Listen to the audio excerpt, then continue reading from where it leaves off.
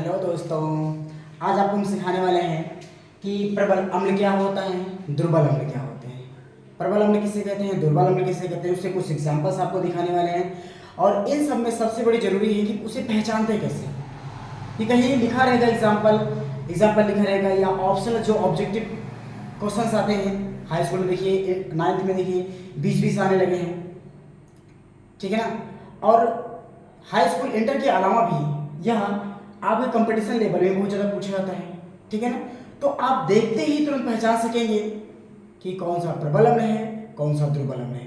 उसके साथ आपको हम सिखाने वाले हैं आज सोरेनसन ने जो श्रेणी बनाई थी कि किसका पीएच मान कितना होता है, कैसे लिख सकते हैं, कौन उसमें प्रबल होता है, कौन दुर्बल होता है, वो आपको आसानी सिखा देंगे, ठीक है ना। बस आप देखते रहिए। आइए, प्रबल अम्ल किसे कहते हैं, प्रबल अम्ल किसे कहते हैं? ऐसे अम्ल जो जल में पूर्णतः यानी 100% क्या होता है, विलेय होता है, 100% आयनित हो जाते हैं, क्या होते हैं, प्रबल अम्ल कहलाते हैं। तो ऐसे अम्ल जो जल में पूर्णतः आयनित हो जाते हैं, वो क्या कहलाते हैं, प्रबल अम्ल कहते हैं। उनके कुछ एग्जांपल देखिए, बहुत ही इंपॉर्टेंट है। HCl, H2SO4, HNO3, HBr, HI और HClO3, ये सब क्या है, प्रबल अम्ल हैं। क्या है, प्रबल अम्ल है। लेकिन कहीं लिखा रहेगा, पहचान कैसे पाएंगे प्रबल अम्ल है? आइए पहले इसको देख लेते फिर बताते हैं आपको हम। चलिए, ये दुर्बल अम्ल है। क्या है, दुर्बल अम्ल। दुर्बल अम्ल कैसे पहचानेंगे?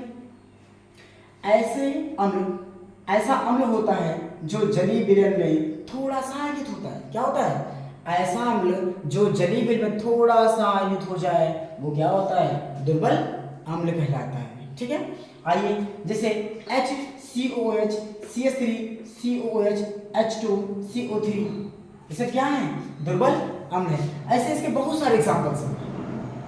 तो एग्जाम्पल उतना बेहतर जरूरी नहीं है कि अगर आप इन्हीं थोड़े एग्जाम्पलों में अगर समझ लेंगे तो हमेशा के लिए आपको कितने भी एग्जाम्पल दिए जाए कोई दिक्कत नहीं है।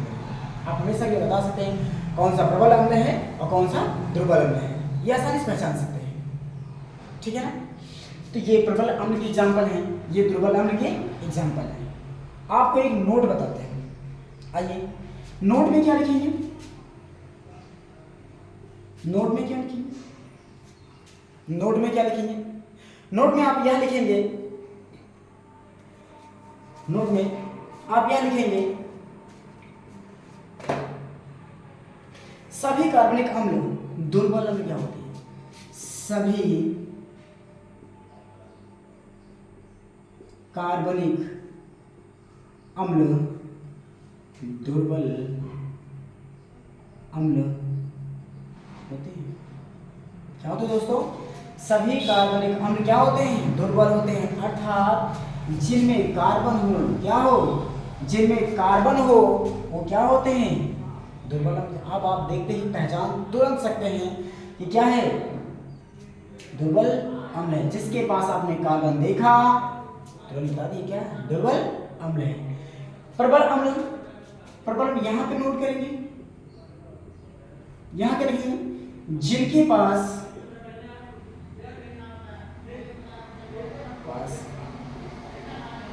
कार्बन नहीं होता है, जिनके पास कार्बन नहीं होता है वो क्या कहलाते हैं, प्रबल अम्ल कहलाते हैं। आइए दिखाते हैं आपको। जैसे आप देख पा रहे हैं H H H H H और क्या है H, यहाँ पे ये C नहीं है, Cl है। क्या है, Cl, बात समझ रहे हैं। यहाँ पे क्या है, Cl है, वो C नहीं है, Cl है, क्लोरीन है। बात तो यहाँ आप देख पा रहे हैं किसी में C नहीं है। अगर कि जिस C नहीं है, इसका मतलब ये है कि सारे क्या हैं, प्रबल अम्ल हैं। अगर आपको कार्बन नजर आ जाता है तो आप देखते ही पहचान लेंगे वो दुर्बल अम्ल है। और कार्बन अगर नहीं आता है तो आप देखते ही पहचान सकते हैं क्या है, प्रबल अम्ल है, ठीक। यह देखते ही आप बता सकते हैं। अब आपके लिए बहुत आसान हो गया है कि प्रबल अम्ल क्या होता है, दुर्बल के अम्ल क्या होता है। देखते ही आप तुरंत टिक मार सकते हैं ऑब्जेक्टिव में और आसानी से बता भी सकते हैं कि इस एग्जाम्पल क्या क्या हो सकते हैं, ठीक है। आइए आपको दिखाते हैं कुछ प्राकृतिक एग्जाम्पल और उनके स्रोत, कुछ प्राकृतिक एग्जाम्पल और क्या उनके स्रोत। जैसे आपका ये बहुत पूछा जाता है ऑब्जेक्टिव में, चाहे वो इंटर लेवल की पेपर परीक्षा हो, चाहे वो हाई स्कूल की परीक्षा हो, चाहे 9th की परीक्षा हो, चाहे वो वनडे एग्जाम हो, सब में पूछा जाता है। आपका एसिटिक अम्ल जो होता है उसका जो स्रोत होता है सिरका होता है। क्या होता है पूछेगा एसिटिक अम्ल में क्या पाया जाता है, क्या लिखिए सिरका। या कभी कभी ऐसा होता है सिरके में कौन सा अम्ल पाया जाता है, तो आप सीधे बता सकते हैं क्या होता है एसिटिक अम्ल पाया जाता है। ठीक है, दो तरीके से क्वेश्चन हो सकता है कि एसिटिक अम्ल में क्या पाया जाता है, एसिटिक अम्ल में क्या होता है, तो आप बताएंगे क्या सिरका। या सिरके में कौन सा अम्ल पाया जाता है, तो क्या बताएंगे आप एसिटिक अम्ल। आपका जो अमीनो अम्ल होता है वो प्रोटीन में, ये बहुत इंपॉर्टेंट है, आपका जो अमीनो अम्ल होता है वो प्रोटीन में पाया जाता है। फॉर्मिक अम्ल लाल चींटियों में पाए जाते हैं, लाल चींटी के डंक में पाए जाते हैं। उसका जो डंक होता है काट लेता है, देखो बहुत दर्द होता है, दर्द का अनुभव होता है, ठीक है ना, वही होता है क्या फॉर्मिक, जो में दर्द का अनुभव कराता है। ठीक है, हल्का सा सूजन आ जाती है, वही सब। ऑक्जेलिक अम्ल, ऑक्जेलिक अम्ल देखिए टमाटर में पाया जाता है, कहाँ पाता है टमाटर, जो रेड कलर का होता है, आप देखिए खाते हैं उसको। हाइड्रोक्लोरिक अम्ल हमारे पेट में पाया जाता है, कहाँ पाता है हमारे पेट में हमारे पाया जाता है, HCl के रूप में पाया जाता है। टार्टरिक अम्ल जो होता है वो इमली और अंगूर पाया जाता है, टार्टरिक अम्ल इमली और अंगूर में पाया जाता है। मैलिक अम्ल जो होता है वो सेब यानी कच्चे फलों में पाया जाता है, कहाँ सेब और कच्चे फलों में पाया जाता है। लैक्टिक अम्ल दूध में पाया जाता है, ये भी इंपॉर्टेंट है। साइट्रिक अम्ल नींबू में पाया जाता है, ये भी क्या है इंपॉर्टेंट है। साइट्रिक अम्ल किसमें पाया जाता है, नींबू में पाया जाता है, और ये भी बहुत इंपॉर्टेंट है। ठीक है, तो ये सब आपके कुछ प्राकृतिक अम्ल और उनके स्रोत हैं, आप इनको नोट कर लीजिएगा और याद भी कर लीजिएगा। ठीक है ना, ये हमेशा के लिए आपके लिए हो जाएंगे। इसी पे 10th में एक चैप्टर है और 12th में सारे चैप्टर को अलग अलग कर दिए गए हैं, उसमें अलग अलग तरीके से दिया गया है। ठीक है, तो ये रहे आपके कुछ प्रबल अम्ल और क्या दुर्बल अम्ल। आइए आपको सिखाते हैं कैसे जानेंगे कौन सा प्रबल अम्ल है पीएच मान के आधार पर और कौन सा दुर्बल अम्ल है। तो दोस्तों आइए सिखाते हैं आपको, बता दें। और हाँ, एक आपको हम थोड़ा सा वो बताने वाले हैं, जैसे अगर हम इसकी बात करें, इसके एग्जाम्पल से बात करें, तो यहाँ हम लिख सकते हैं, इसे नोट कर लीजिएगा लोग, यहाँ हम लिख सकते हैं जैसे हंसना,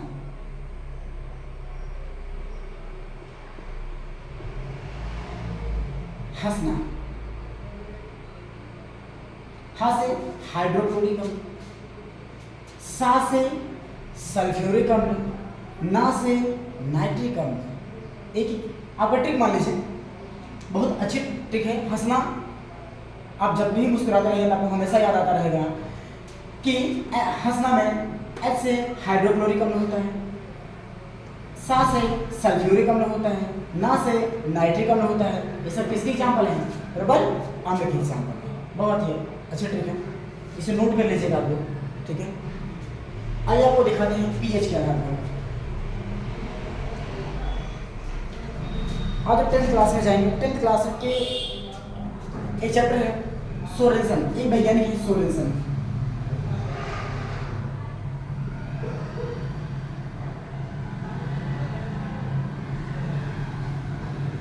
एक पीएच स्केल बनाया था, क्या बनाया था, एक पीएच स्केल यानी पैमाना बनाया था। उसके आधार पर उन्होंने बताया कि कौन प्रबल होता है, कौन दुर्बल होता है, कौन उदासीन होता है। आइए आपको दिखाते हैं। इसका मतलब ये होता है पावर ऑफ हाइड्रोजन, पीएच का मतलब क्या होता है, पावर ऑफ हाइड्रोजन। चलिए आइए आपको दिखाते हैं उन्होंने किसके बनाया था। इसके पे यहाँ लिखा था 7, इसकी मात्रा उन्होंने माना था उदासीन। क्या माना था,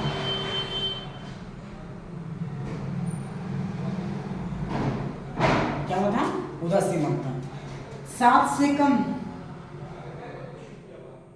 6, 5, 4, 3, 2 और कितना यहाँ पे 8, 9, 10, 11, 12, 13 और 14। ठीक है, 13 और 14।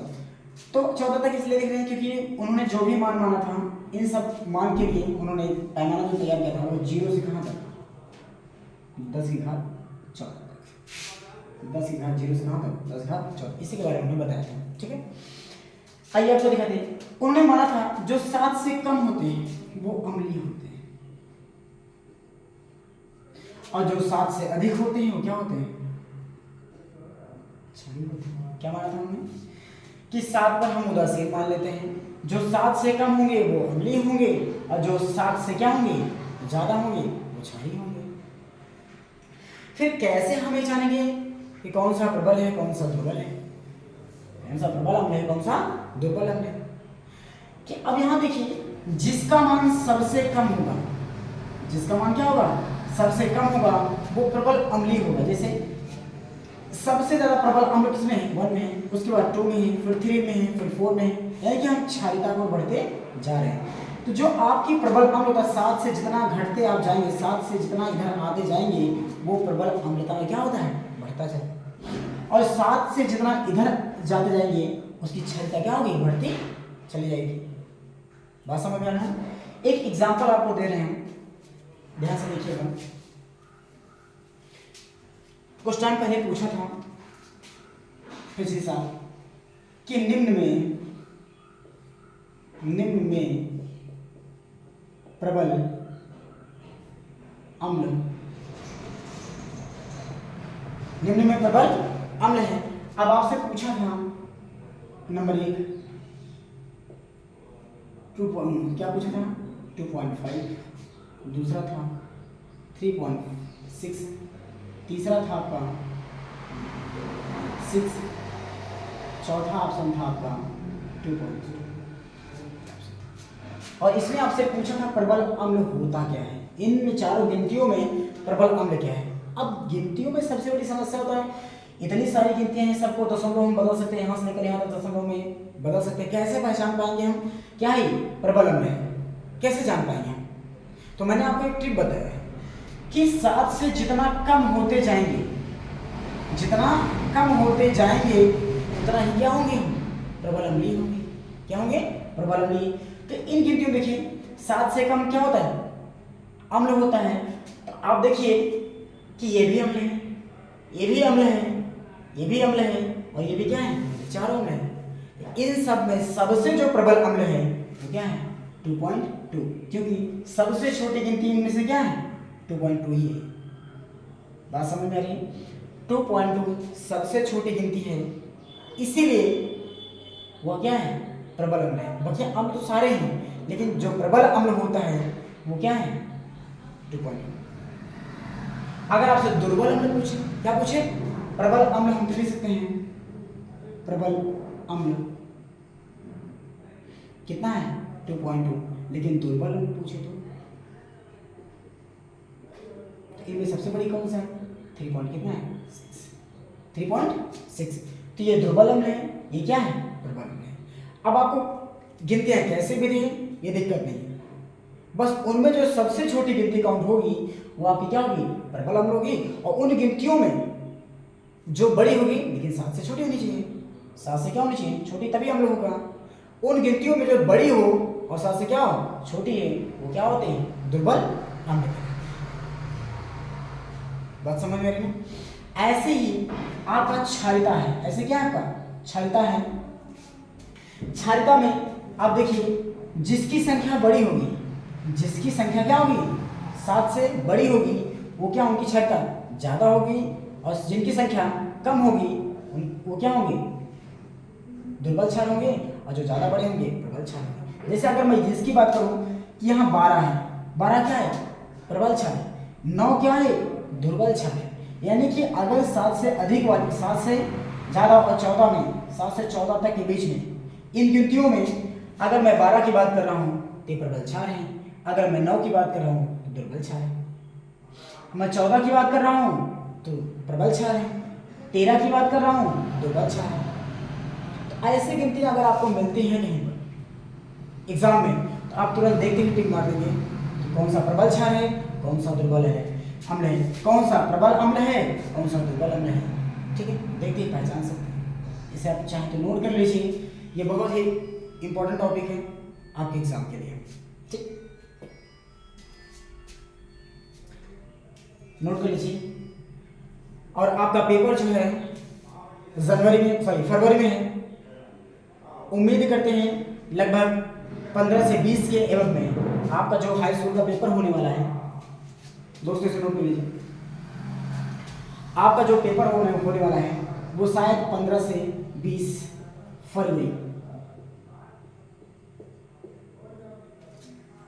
15 से 20 फरवरी के बीच में होगा। उम्मीद करते हैं आप लोग पूरी मेहनत के साथ पूरी ऊर्जा लगा देंगे पढ़ाई करने में।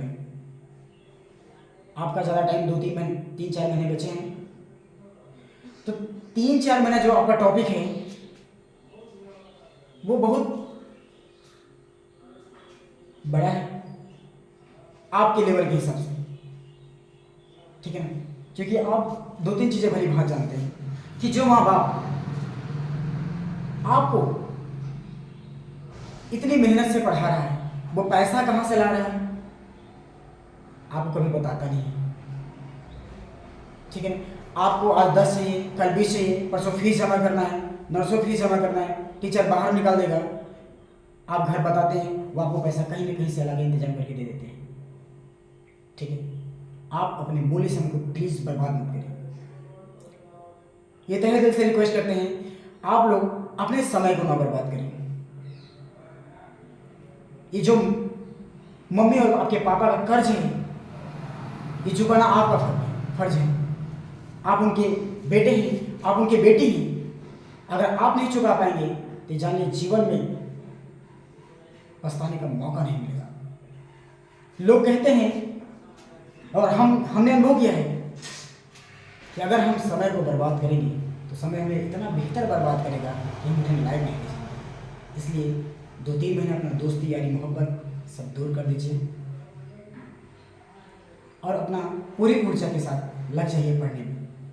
जिस दिन आपका 10th का लेवल का परसेंटेज ठीक ठाक आएगा, आपके पिताजी का और आपके परिवार वालों का सर और सीना दोनों ही गर्व से चौड़ा हो जाएगा। उनकी खुशियाँ का ठिकाना नहीं रहेगा। उनकी जब खुशियाँ देखिएगा कि वो किस खुशियों से झूम उठते हैं, और कभी बगल से देखिएगा जब किसी से वो बात करते रहेंगे, आप किनारे खड़े होकर देखिएगा कि मेरा लड़का या मेरी लड़की इतना परसेंट लेके आई है, 85%, 87%, 91% लेकर आया है। उनकी खुशी का ठिकाना नहीं रहेगा। आप कम से कम उनकी खुशियों के लिए इतना कर ही सकते हैं। जो माँ बाप दिन रात मेहनत करके आपके जीवन को पार लगाने के लिए दिन रात लगे हुए हैं, प्लीज़ आप उनको नाराज़ न करें। और हम मानते हैं कि पूरी ऊर्जा के साथ आप पढ़ेंगे।